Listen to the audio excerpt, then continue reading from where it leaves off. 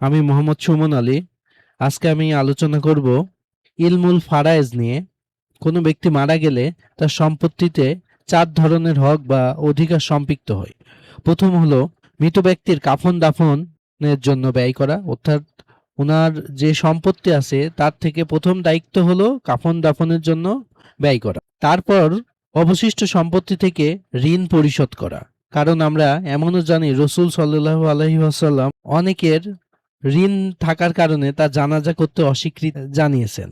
অতঃপর ঋণ পরিশোধ করার পর অবশিষ্ট সম্পত্তি ৩ ভাগের ১ ভাগ দিয়ে ওসিয়ত পূরণ করা। উনি যদি কোনো ওসিয়ত করে থাকে তাহলে সেই ওসিয়তগুলো পূরণ করা, এবং এটা অবশ্যই তার অবশিষ্ট সম্পত্তি থেকে ম্যাক্সিমাম 1/3 হবে। অতঃপর অবশিষ্ট সম্পত্তি কুরআন সুন্নাহ ও ইজমা মতে তার রেখে যাওয়া ওয়ারিসদের মাঝে বন্টন করা। অর্থাৎ এই ৩টি দায়িত্ব কমপ্লিট হওয়ার পরে এবার কুরআন সুন্নাহ ও ইজমা ওয়াইজ তার ওয়ারিসদের মাঝে সম্পদ বন্টন করতে হবে।